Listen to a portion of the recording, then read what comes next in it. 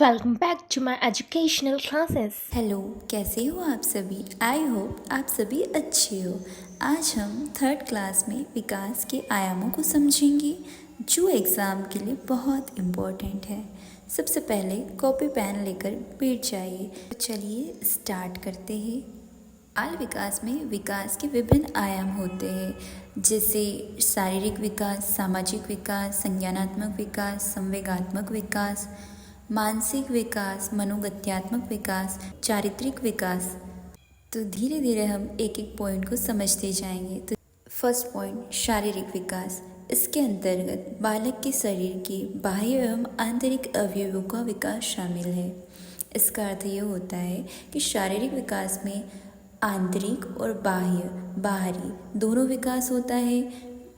आगे देखते हैं, शरीर के बाह्य परिवर्तन जैसे ऊंचाई, शारीरिक अनुपात में वृद्धि इत्यादि स्पष्ट दिखाई पड़ते हैं। आंतरिक अवयवों के परिवर्तन बाह्य रूप से दिखाई तो नहीं पड़ते, किंतु शरीर के भीतर इनका समुचित विकास होता रहता है। इसका अर्थ जानेंगे।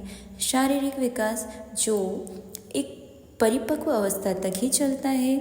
विकास, अगर विकास की बात की जाए तो विकास निरंतर चलता है, निरंतर जन्म से मृत्यु तक चलता है। परंतु शारीरिक विकास होता है, उसके दो रूप होते हैं। एक तो बाह्य विकास, शरीर का बाहरी विकास होता है, और एक शरीर का आंतरिक विकास होता है। शरीर के बाह्य परिवर्तन को हम देख सकते हैं, पर शरीर के आंतरिक परिवर्तन को हम देख नहीं सकते, पर किंतु अनुभव कर सकते हैं। वो दिखता नहीं है, पर हम लोग अनुभव कर सकते हैं। जैसे अगर बात की जाए शरीर के बाह्य परिवर्तन की, तो बाह्य परिवर्तन तो हमें दिखता है, जैसे मनुष्य की हाइट दिखाई देती है, हेल्थ दिखाई देती है, शरीर के एक एक अंगों का बढ़ना, जैसे मनुष्य के हाइट का बढ़ना, दांतों का बढ़ना, ये सब बाहरी परिवर्तन होगा जो हमें दिखाई देता है। शरीर में अगर परिवर्तन होता है बाह्य रूप से, वो हमें दिखाई देता है, तो वो शारीरिक विकास के बाह्य परिवर्तन में शामिल है।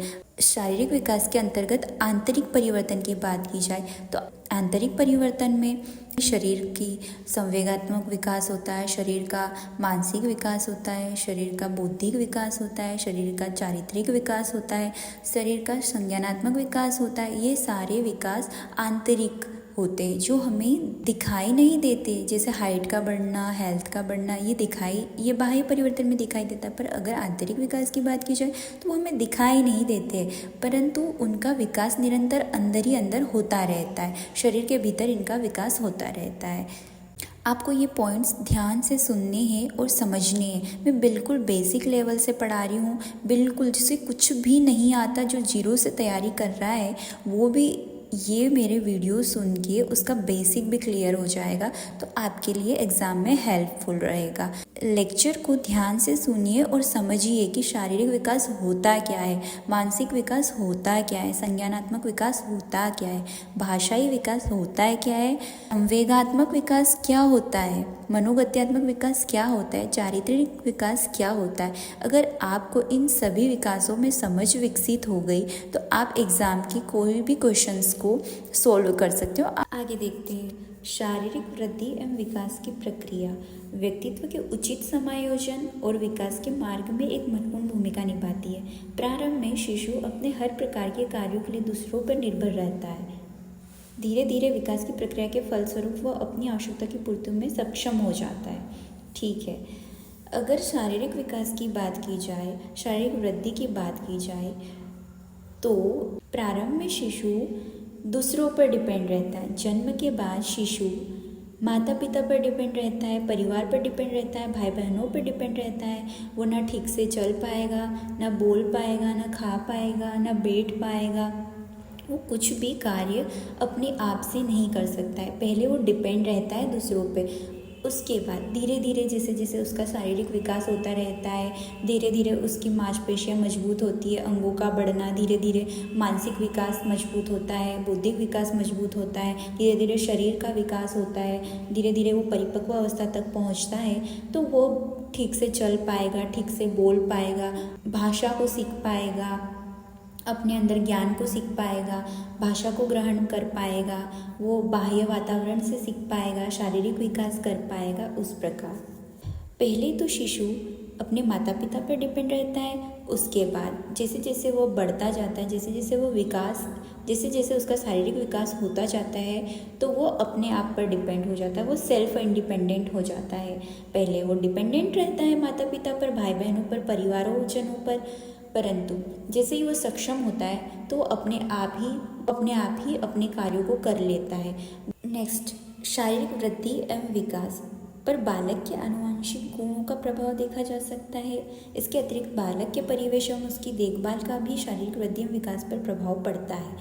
इस पॉइंट का अर्थ होता है कि शारीरिक वृद्धि एवं विकास की बात की जाए तो ये माता पिता से जो आनुवंशिक गुण आते हैं बच्चों में, उनका प्रभाव भी दिखाई देता है। यदि माता पिता हाइटेड है तो बच्चा भी हाइटेड रहेगा, यदि माँ कमज़ोर है तो बच्चा भी कमज़ोर रहेगा। यदि माता 9 महीने तक अगर रोगों से ग्रसित होती है तो बच्चा भी रोगों से ग्रसित रहेगा। ये आनुवंशिक गुण दिखाई देते हैं बच्चों के जन्म के बाद। यदि बालक का परिवेश और उसकी देखभाल अच्छे से होती है, आसपास के वातावरण में उसे सारी सुख सुविधा मिलती है बच्चे को, तो बच्चा भी स्ट्रॉन्ग रहेगा, बच्चा भी जल्दी सीखेगा, ज्ञान प्राप्त करेगा, भाषा को ग्रहण करेगा, अच्छा सीखेगा, अच्छे ज्ञानों को अर्जित करेगा, अच्छे विचारों को अर्जित करेगा। आसपास के वातावरण पर भी निर्भर करता है। यदि बच्चा अकेला है, उसके आसपास ना खेलने की वस्तु है, ना उसके आसपास में पेड़ पौधों का वातावरण है, ना प्रकृति से परिचित कराया जा रहा है, अगर बच्चों के आसपास का वातावरण ठीक नहीं है, आसपास वो सिर्फ अकेला ही है, उसके आसपास ना वस्तु है, ना उसे कुछ सीखने को मिल रहा है, तो निश्चित ही बच्चा धीरे धीरे सीखेगा। यदि बच्चों को सारी सुख सुविधा दी जाए, सारी सुविधाएं बच्चे के सामने रख दी जाए, तो बच्चा निश्चित ही उनसे ज्ञान अर्जित करेगा। दूसरों की तुलना में उसका बौद्धिक विकास तीव्र होगा, तेज होगा। नेक्स्ट पॉइंट, यदि मानसिक विकास की बात की जाए तो मानसिक विकास को देखते हैं। मानसिक विकास से तात्पर्य बालक की उन सभी मानसिक योग्यताओं एवं क्षमताओं में वृद्धि, इसमें क्या लिखा है, मानसिक योग्यताओं एवं क्षमताओं में वृद्धि और विकास से है, जिसके परिणाम स्वरूप वह अपने निरंतर बदलते हुए वातावरण में ठीक प्रकार समायोजन करता है और विभिन्न प्रकार की समस्याओं को सुलझाने में अपनी मानसिक शक्तियों का पर्याप्त उपयोग कर पाता है। ठीक है, बच्चों की मानसिक स्थिति को ठीक करने के लिए, मानसिक स्थिति को मजबूत करने के लिए आसपास के वातावरण को बच्चों के अनुरूप ही बनाना चाहिए, जिसे वह अच्छे से सरल शब्दों में ग्रहण कर सके, वो सरलता से सीख सके। उस प्रकार का हमें बच्चों के लिए माहौल बनाना चाहिए, एकदम सरल भाव से, सरल शब्दों का प्रयोग करके, जो बच्चों के लिए ईजी हो। इसलिए बच्चों के आसपास का वातावरण सरल बनाना चाहिए, जिससे बच्चा आसानी से उस बातों को समझ सके, उस शब्दों को ग्रहण कर सके, भाषा को सीख सके, सामाजिक परिवेश को सीख सके, वो अपनी जीवन शैली में सुधार कर सके, बौद्धिक विकास कर सके, मानसिक विकास कर सके। इसलिए बच्चों का आसपास का वातावरण बच्चों के योग्य आसान तरीके से बनाना चाहिए। बच्चों के मानसिक विकास को मजबूत करने के लिए बच्चों को बाहरी वातावरण में ले जाकर बच्चों को हमेशा ज्ञान देना चाहिए कि ये जीव जंतु है, ये कुत्ता है, ये गाय है, ये बिल्ली है, जिससे बच्चा नेक्स्ट बार आपके साथ आता है तो बच्चा खुद जवाब दे कि ये कुत्ता है, कुत्ता को देखकर कुत्ता बोले, बिल्ली को देखकर बिल्ली को बताए, गाय को देखकर वो गाय की पहचान कर ले। इससे बच्चा पहचान करना सीख जाएगा। आप दैनिक दिनचर्या में बच्चों को ज्ञान अर्जित करवा सकते हैं, बाहर ले जाकर, घर के अंदर रहकर भी बच्चों को ज्ञान दे सकते हैं, बच्चों को सिखा सकते हैं। बॉल्स को लेकर आ जाइए कि ये कितने बॉल्स है, एक बॉल है, ये कितने, आप 2 बॉल पकड़ लीजिए और बच्चों को बताइए कि ये कितने बॉल है, ये 2 बॉल है, इस प्रकार सिखाए। आप 3 बॉल आपके सामने लेकर रखिए और बच्चों से पूछिए कि ये कितने बॉल है, तो बच्चा बताएगा कि ये 3 बॉल है, तो इससे गिनती सीखेगा बच्चा। धीरे धीरे उसका माइंड विकसित होगा और वो 1 2 3 4 5 6 करना सीख जाएगा, वो गिनती करना सीख जाएगा, वो धीरे धीरे। नेक्स्ट पॉइंट, जन्म के समय बालक में इस प्रकार की योग्यता का अभाव होता है, पर धीरे धीरे आयु बढ़ने के साथ साथ उसमें मानसिक विकास की गति बढ़ती जाती है। तो देखिए, धीरे धीरे ही बच्चा विकास करेगा। जन्म के बाद बच्चा शिशु अवस्था में होता है तो पहले गुणों को अर्जित नहीं करता है, पहले उसे बिल्कुल समझ में नहीं आता है, वह जन्म के बाद माता पिता पर डिपेंड रहेगा। उसे माता पिता को, भाई बहनों को ही सिखाना पड़ेगा। बोलना, चलना, खाना पीना, रहना, भाषा का ज्ञान, सारे ज्ञान माता पिता को ही सिखाना पड़ेगा। जैसे जैसे उसका धीरे धीरे विकास होगा, शारीरिक विकास होगा, फिर मानसिक विकास होगा, धीरे धीरे जैसे वो बढ़ेगा वैसे ही उसकी शारीरिक प्रणाली मजबूत होगी, शारीरिक विकास मजबूत होगा, मानसिक विकास मजबूत होगा। धीरे धीरे वो कल्पना करना सीख जाएगा, स्मरण करना सीख जाएगा, विचार करना सीख जाएगा, निरीक्षण करना सीख जाएगा, समस्या समाधान करना सीख जाएगा, निर्णय लेना सीख जाएगा। वो खुद के निर्णय ले पाएगा कि मुझे पानी पीना है तो पीना है, मुझे खाना खाना है, ये खुद का निर्णय है कि मुझे खाना खाना है, मुझे पानी पीना है, तो ये खुद का निर्णय है। तो बच्चा निर्णय लेना सीख जाएगा। इस प्रकार बच्चे का धीरे धीरे विकास होगा।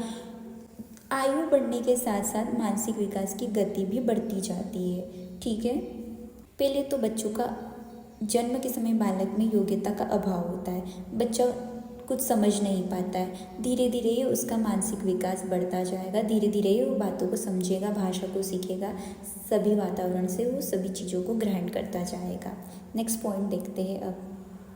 संज्ञानात्मक विकास की बात की जाए तो शिक्षकों को संज्ञानात्मक विकास की पर्याप्त जानकारी इसलिए होनी चाहिए क्योंकि इसके अभाव में वह बालकों की इससे संबंधित समस्या को समाधान नहीं कर पाएगा। यदि कोई बालक मानसिक रूप से कमज़ोर है तो इसके क्या कारण है, यह जानना उसके उपचार के लिए आवश्यक है। ठीक है, संज्ञानात्मक विकास का अर्थ ये होता है कि किसी व्यक्ति की सोच की प्रक्रिया कैसी है, वो किस प्रकार सोचता है, वो किस प्रकार विचार करता है, उसमें बौद्धिक क्षमताओं का विकास किस प्रकार होता है, किस प्रकार परिवर्तन होते हैं, यही संज्ञानात्मक विकास में देखा जाता है। संज्ञानात्मक विकास में किसी भी व्यक्ति के विचारों, तर्कों का बोध किया जाता है। संज्ञानात्मक विकास में ये देखा जाता है कि बच्चा किस प्रकार सोचता है। संज्ञानात्मक विकास में बच्चे की कौशल क्षमता का विकास किया जाता है, बौद्धिक क्षमता का विकास किया जाता है, तार्किक क्षमता का विकास किया जाता है। कि इसमें ये देखा जाता है कि बच्चा किस प्रकार सोचता है, किस प्रकार बातों को समझता है, किस प्रकार वह विचार करता है, ये सब संज्ञानात्मक विकास में देखा जाता है। संज्ञानात्मक विकास, सेकंड पॉइंट। संज्ञानात्मक विकास के बारे में पर्याप्त जानकारी होने से विभिन्न आयु स्तरों पर पाठ्यक्रम, सहगामी क्रियाओं तथा अनुभवों के चयन और नियोजन में सहायता मिलती है। ठीक है, किस विधि और तरीके से पढ़ाया जाए, सहायक सामग्री तथा शिक्षण साधन का प्रयोग किस तरह किया जाए, शैक्षणिक वातावरण किस प्रकार का हो, इन सबके निर्धारण में संज्ञानात्मक विकास के विभिन्न पहलुओं की जानकारी शिक्षकों के लिए सहायक साबित होती है। ठीक है, संज्ञानात्मक विकास में बच्चों की सोचने, विचार करने की क्षमताओं का पता लगाते हैं, उसमें शोध करते, उसमें बोध करते हैं कि बच्चे का मानसिक स्तर कैसा है, उसमें स्तरों का पता चलता है। यदि बच्चा, अगर देखा जाए कि बच्चा मानसिक रूप से कमज़ोर है तो उसका पता लगाया जाता है कि वो किस कारण से कमज़ोर है और उसकी कमज़ोरी को दूर करने के लिए विभिन्न प्रयास किए जाते हैं जिससे उसका संज्ञानात्मक विकास हो सके। संज्ञानात्मक विकास में बच्चों के सारे अनुभवों को नोट किया जाता है, वो किस प्रकार बैठता है, किस प्रकार उठता है, किस प्रकार विचारों को सोचता है, किस प्रकार वह सोचता है, किस प्रकार वो चीज़ों को देखता है, किस प्रकार वस्तुओं को देखता है, किस प्रकार भाषा का ज्ञान करता है। वो सारे अनुभवों से तर्क लगा के संज्ञानात्मक विकास का पता चलता है। संज्ञानात्मक विकास में बच्चों के सोच और समझने की शक्ति का विकास किया जाता है कि बच्चे किस प्रकार सोचते हैं, किस प्रकार समझते हैं और बच्चों में क्या कमज़ोरी है, ये सारी चीज़ों को देखा जाता है। यदि बच्चा शैक्षिक रूप से कमज़ोर है तो उसकी कमज़ोरी को दूर किया जाता है। उसकी कमज़ोरी को दूर करने के लिए विभिन्न प्रयास किए जाते हैं जिससे उसका मानसिक स्तर मजबूत हो, शारीरिक स्तर मजबूत हो, उसका बौद्धिक विचार, तार्किक विचार मजबूत हो। संज्ञानात्मक विकास की जानकारी शिक्षकों को होनी चाहिए, माता पिता को भी होनी चाहिए, जिससे वह बच्चों के मानसिक स्तर को मजबूत कर सके और शारीरिक स्तर को मजबूत कर सके। उसके लिए उसे निरंतर प्रयास करने चाहिए। बच्चों की मानसिक कमज़ोरी और बौद्धिक कमज़ोरी को देखना चाहिए। माता पिता और शिक्षकों का कर्तव्य है कि वह बच्चों के संज्ञानात्मक विकास को मजबूत करे। ये बच्चा किस प्रकार सोचता है, किस प्रकार वो समझता है, वो चीज़ों को किस प्रकार ग्रहण करता है, वो उसका मानसिक स्तर क्या है, उसका बौद्धिक स्तर क्या है, वो क्या चाहता है, ये सारी जानकारी एक माता पिता और शिक्षकों को होना ज़रूरी है ताकि बच्चों के बच्चों का बौद्धिक स्तर और मानसिक स्तर दोनों मजबूत किया जाए, जिससे बच्चों के तर्क करने की क्षमता का विकास होगा, उससे स्मरण शक्ति बढ़ेगी, उसका मानसिक स्तर बढ़ेगा। उसके लिए विभिन्न प्रयास करने चाहिए शिक्षकों को। ऐसी कौन सी विधि बच्चों के सामने अपनाया जाए जिससे बच्चों को पढ़ाई करने में रुचि लगे, वो ध्यान रखना चाहिए। उसे बच्चों के लिए सहायक सामग्री, शिक्षण के लिए जो शिक्षा के लिए सहायक सामग्री होती है वो बच्चों को देना चाहिए, जिससे बच्चे इंटरेस्ट ले पढ़ने में। बच्चों को मनोरंजनात्मक कार्यों को भी दिया जाना चाहिए जिससे बच्चों में रुचि बने। बच्चों को खेल भी करवाना चाहिए, बच्चों को खेल में भी रुचि हो, बच्चों को अनेक प्रकार से पढ़ने में भी रुचि हो, खेल में भी रुचि हो, विभिन्न स्तरों में रुचि हो। इसके लिए बच्चों का बौद्धिक स्तर भी मजबूत करवाया जाए और मानसिक स्तर भी मजबूत कराया जाए। इसलिए विभिन्न प्रयास करवाने चाहिए एक शिक्षकों को, एक माता पिता को। शिक्षकों को इस बात का ध्यान रखना चाहिए कि बच्चों के आसपास का वातावरण ऐसा होना चाहिए जिससे बच्चा सीखे, जिससे मनोरंजनात्मक कार्य भी करवाया जाए, जिससे बच्चा सीखे, ना कि वो फालतू के कार्य करे। इसका ध्यान रखना चाहिए। माता पिता को भी ध्यान रखना चाहिए कि बच्चा किस प्रकार खेल रहा है, कैसी संगति में रह रहा है, आसपास का वातावरण क्या है। इसलिए अगर बच्चों के आसपास का वातावरण ठीक नहीं है तो बच्चों के आसपास का वातावरण माता पिता और शिक्षकों को सुधारना चाहिए, जिससे बच्चों का मानसिक स्तर और शारीरिक स्तर मजबूत हो सके। यदि माता पिता और शिक्षकों को बच्चों के संज्ञानात्मक विकास की कमजोरी का पता चलता है तो शिक्षक और माता पिता को हमेशा निरंतर प्रयास करना चाहिए बच्चों के लिए, जिससे बच्चे का मानसिक स्तर मजबूत हो और उसका संज्ञानात्मक विकास हो सके। बच्चा अगर किसी विषय में कमज़ोर है तो उस कमज़ोरी का कारण ढूंढना चाहिए, उस कमज़ोरी का पता लगाना चाहिए कि वो किस प्रकार कमज़ोर है, वो क्या सोचता है, उसकी रुचि क्या है, वो क्या सोचता है, वो अपने विचारों को कैसे रखता है। उसके लिए उससे धीरे धीरे प्रश्न पूछना चाहिए जिससे उसका उत्तर मिले और शिक्षकों को और माता पिता को समझ आए, और बच्चों के रुचि के अनुरूप ही उसे कार्य देना चाहिए जिससे बच्चे रुचि ले और बच्चे पढ़ने में सफल रहे, खेलने में सफल रहे। उसे ज़्यादा से ज़्यादा एक्टिविटीज़ करवाना चाहिए जिससे बच्चों की बौद्धिक क्षमता का विकास हो, तार्किक क्षमता का विकास हो, उसकी स्मरण शक्ति का विकास हो। इसलिए विशेष ध्यान रखना चाहिए। बच्चा कमज़ोर है तो उसका क्या कारण है यह पता लगाना चाहिए और जानना चाहिए कि उसके पीछे क्या कारण है। उसके बाद उसका उपचार कराना चाहिए जिससे बच्चे का संज्ञानात्मक विकास हो सके। तो इस प्रकार हमने संज्ञानात्मक विकास को समझा। हमने विकास के आयामों को समझा है जिसमें मानसिक विकास, शारीरिक विकास और संज्ञानात्मक विकास को समझा। ठीक इसी प्रकार नेक्स्ट क्लास में विभिन्न आयामों को समझेंगे, विभिन्न विकास के आयामों को समझेंगे। मिलते हैं नेक्स्ट क्लास में। Don't forget to like, share and subscribe. Also comment on below.